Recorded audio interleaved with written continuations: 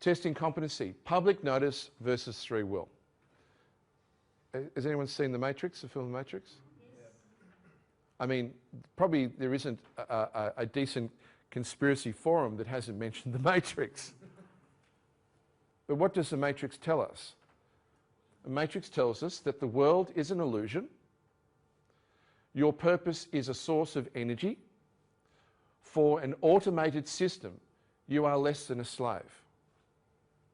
Sound familiar to the real world? Could they have given us a better public notice than The Matrix?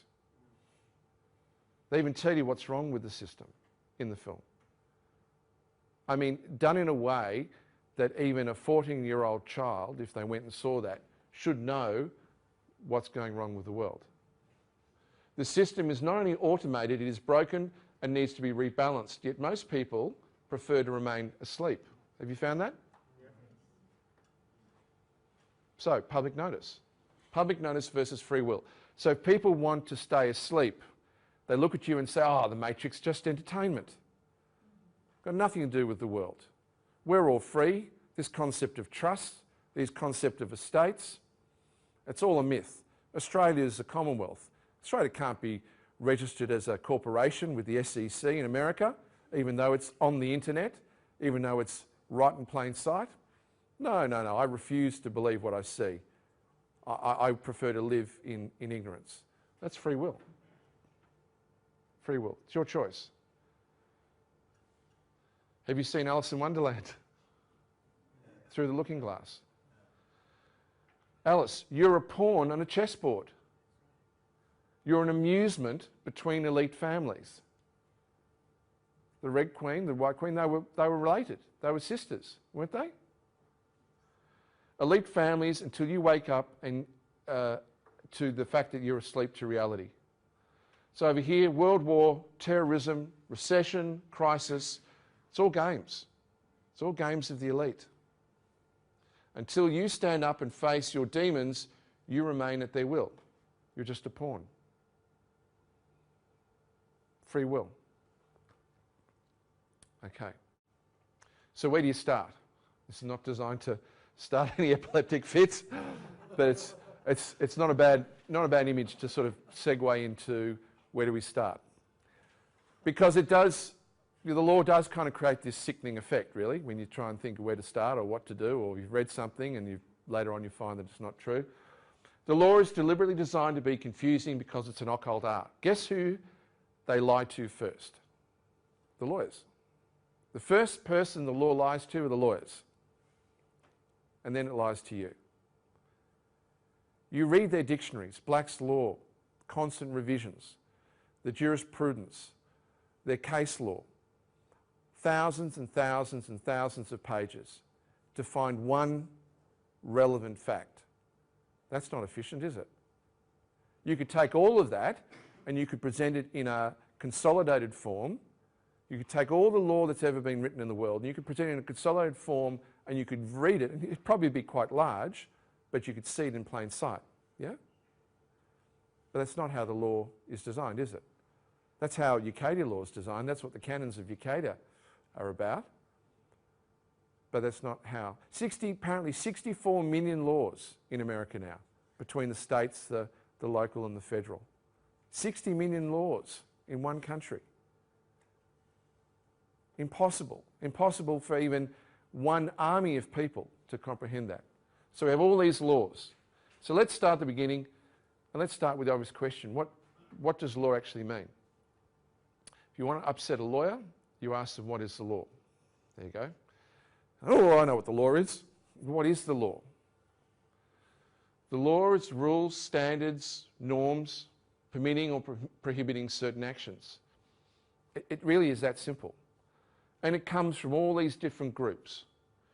It comes from religion, the little image of St. Peter's here. It comes from legislation, looks surprisingly like St. Peter's, but it's actually the US Capitol building. It comes from science and discovery, and it comes from custom, like the Roman cult, the pagan Roman Empire. So laws are claimed to come from many sources, including all of those. That's really, generally speaking, what the law is. the highest laws are canons. And I know that people, when they come to Ucadia and they come to read some of the material of Ucadia, get concerned because when they first heard the word canon, probably the only context you've heard canon is canon law of the Roman cult, right? That's the most common. If you say canon law, people go, oh, the Catholic Church. Oh, ecclesiastical law. Yeah? Well, that's exactly how they want you to think. Why? The highest laws are canons. Why? How? Canons are rules, bar, norms, maxims, measures or standards uncontested. Uncontested. That is key word in this, over time. So if there's a maxim that is used across a range of cultures, bless you, across a range of time periods, and it's uncontested, then it is a maxim. More than a maxim, it's a canon. And here we see how canon law is very much a matter of control. Again, this plain sight. You see the laurel wreath here of SPQR through the Vatican, its keys. See the wreath in the Masons, the wreath in the Senate, and of course the United Nations. It's all in plain sight. The whole system is based on canon law. Much of the visible and hidden laws of the world are claimed from Roman law, Vatican law, canon law. Now you know the foundation of law of their system. The root of their system is canon law. Here's a canon, a maxim. All law is first auricular, spoken.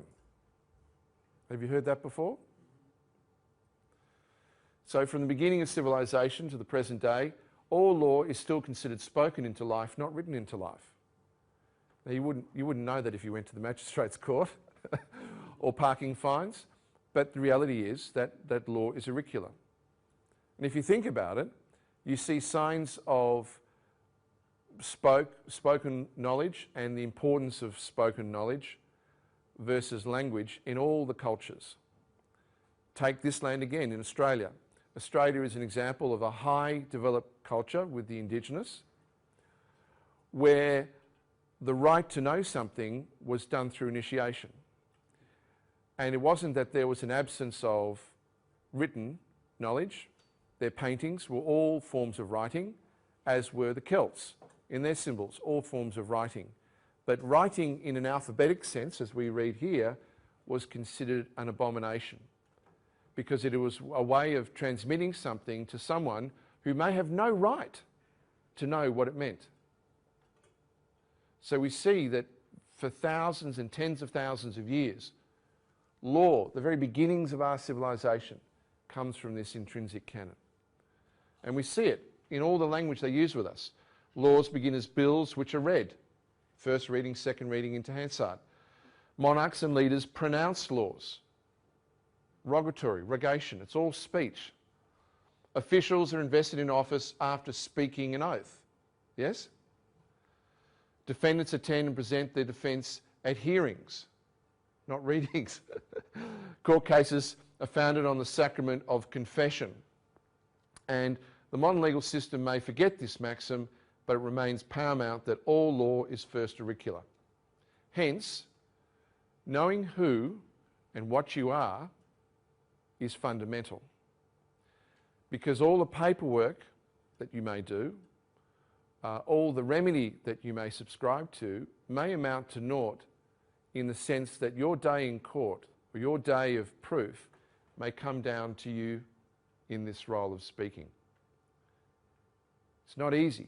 Public speaking is not the easiest thing for people at the best of times. Not in a situation where the whole room is designed to intimidate you. The judge is 6 foot above you, panels, doors, people with guns. It's all designed to turn you off. But at the end of the day, your strongest weapon in law, once you know who and what you are, is the ability to speak from the heart. That's something they have no remedy against when you do it. Canon. A controversy in law must be resolved. Okay, that makes sense, but What we're saying here is all debts must be paid, all contracts must be honoured, and anyone that brings a controversy before the law, it must be resolved. In other words, where there's smoke, there's fire. If someone has raised something with you, if they've raised an issue against you, it's not going to go away. Once it gets clocked into their system, it's not going to go away. It's going to ultimately have to be resolved one way or the other. As much as I would like issues that occur in my life sometimes to go away, we've got to face up and deal with it. So it is a canon, it's a fact. So when a controversy is raised, it cannot be ignored. It might be unfounded, unfair, unjust, wrong, but the burden unfortunately rests on us to prove the flaws. And I put this here because it's important for us to remember and to encourage you, please, to, if you do, and when you do have the chance, to read what's on One Heaven. Justice is to honour the essence of the living law through due process, in rendering judgment, demonstrating fair remedy.